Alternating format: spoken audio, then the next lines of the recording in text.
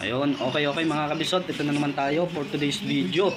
Yun, ako'y mag-i-install ng service entrance. Ayan, dyan sa may Pantok, Mabuhay Homes. Ayan, Binangonan, Rizal. Ayan, nag-chat sa akin si ate. Bale, binigyan na si Miral ko ng yellow card. Ngayon doon sa yellow card, ayan nakikita nyo, yung yellow card na yan is diyan nakapaloob yung yung mga standard ni Meralco. Taas na metro 1.5 meter. Ayun. 150 centimeter doon sa may pinakagitna nung pinaka meter base. Ngayon sa tubo na gagamitin, sa entrance cap, sa wire, ayan, kailangan may loop. Ano pa ba?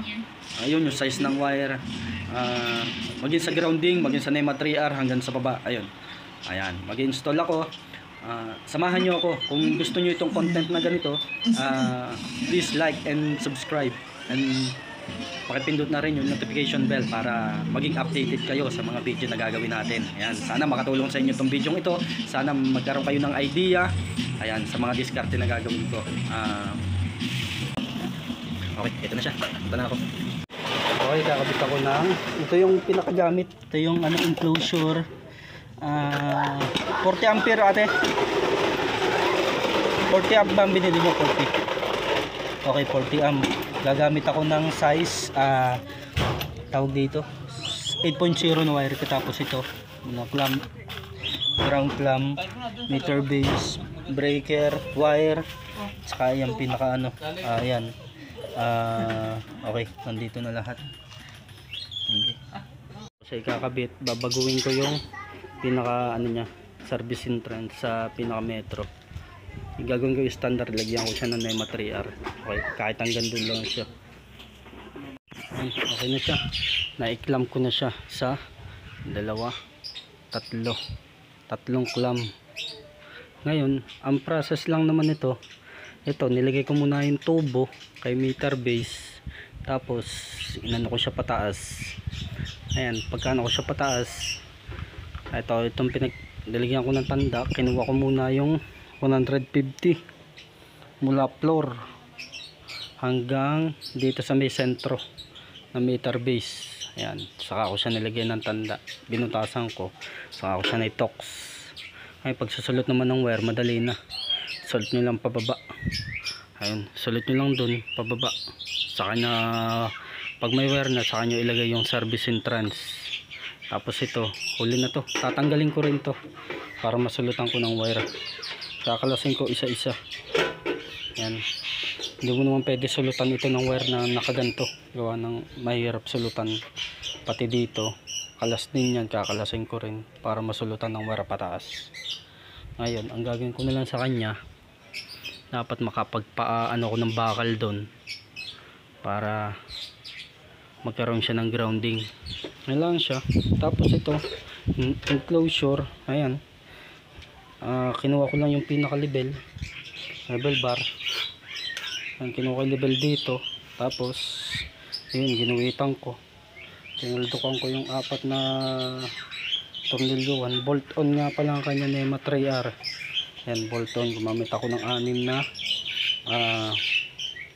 short elbow. Tapos male adapter. Ayan, 1, 2, 3, 4, 4. Saka isang 1/2 pababa papuntang grounding. Yun lang. Tapos kakabit ko yung kanyang breaker. Yun lang naman. Ganyan kadali mag-install ng service entrance.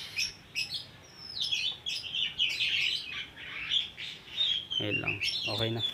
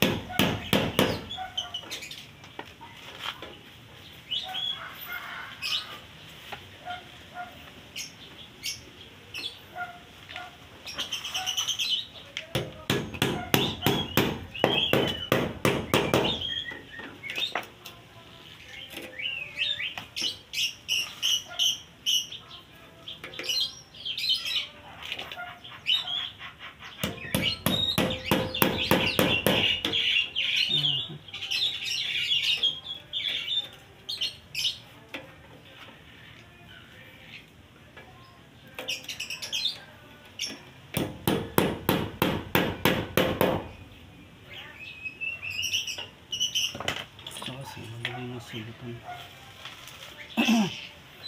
Ground clamp.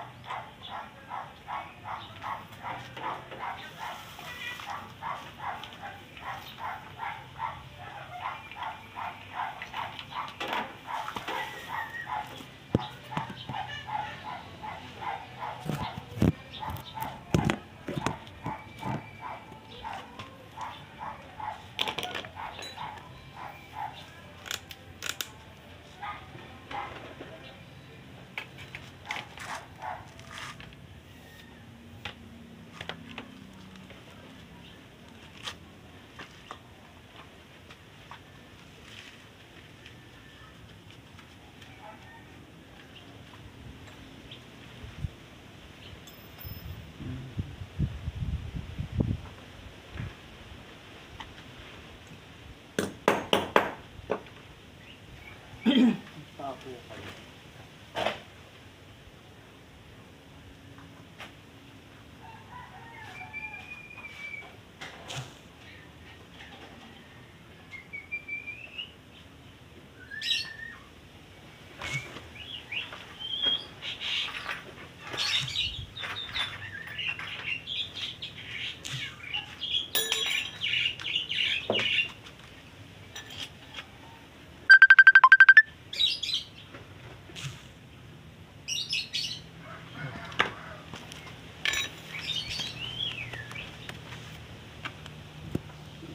Mata.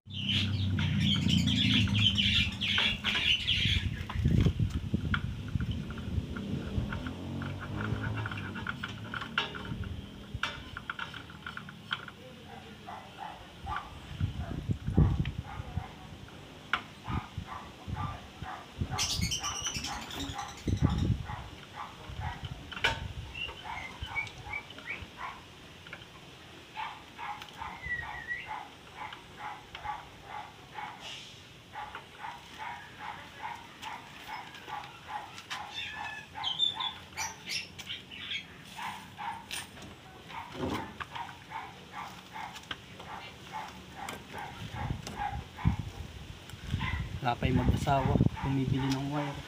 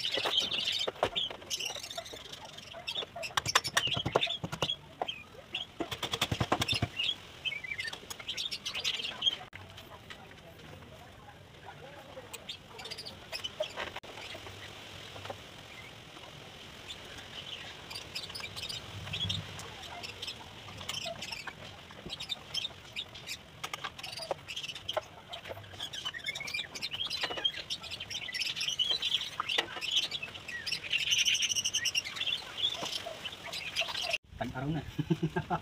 Tag-araw. Para lipat sa bigla. Isip ko na ilagay. Napaliktad mo eh.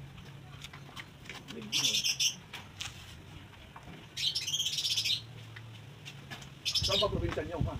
At nakapasok po talaga kami lumaki. Nirelocate po kami dyan sa Tanay. Nasunugan po kasi kami dati. Tapos si Mayora Maribel, binigyan kami ng relocation dyan sa Tanay. Sanay sa... Saan kaya diyan? Sa... Tapos din po dito sa Estate Tanay. Sa Sanay. Kasi yung kampo ng sundalo doon sa kanay naman. Bundok naman. Palok naman. Ay, sa Sampalok po, di pa po yung kailang nakataas pa po sa amin. Taas yun. Magnetic punta.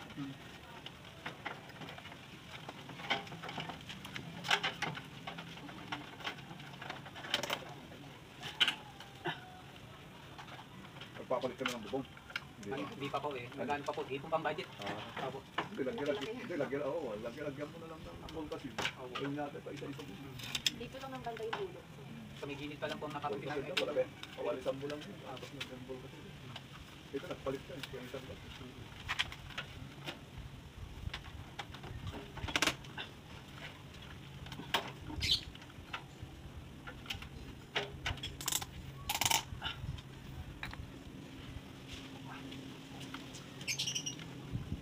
Naputol na niya rin eh. Kaso dahil bahay ng antik. Pero ang bahay. Nagagaling niya nun.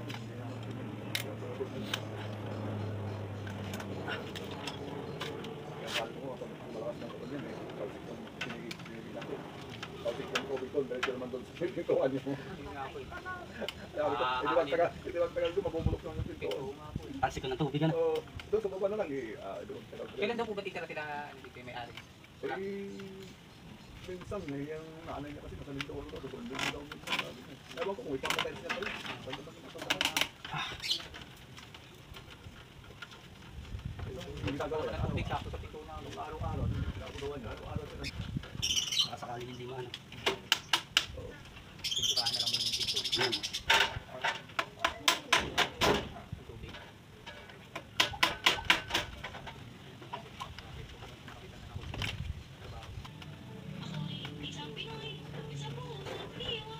Yung lips daw, nalalaglag sa ulo. Kinamaan kasi siya ng dahon sa ulo. Pinimay ko yun. Pinagalo ko na lang. Yes, sinabi sa kanya, yes. Yes.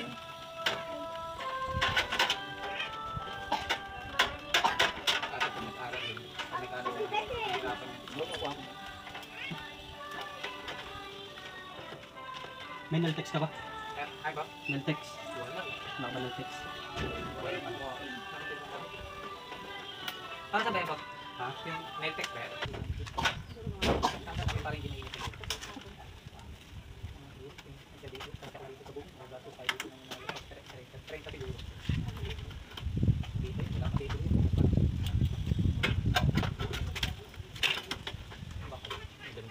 Water! Hindi, puro stainless na po. Water!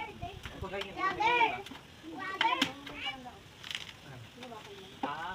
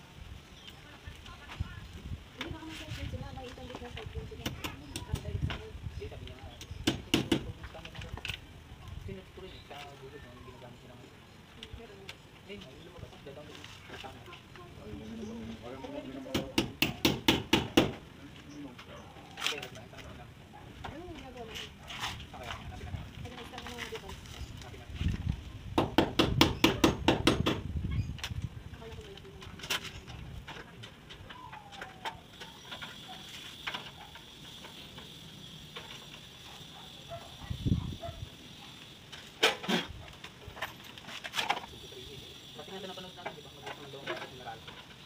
Matagal lang daw yung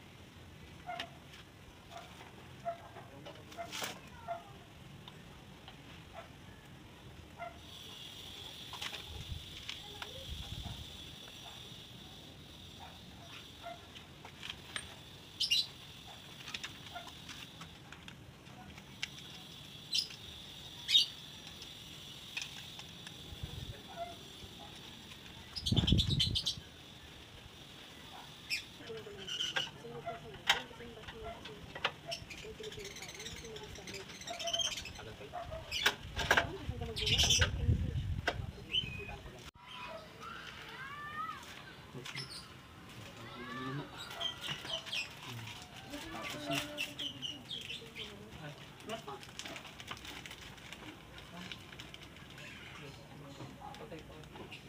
Nakakunik ka ba? Ito mo lang.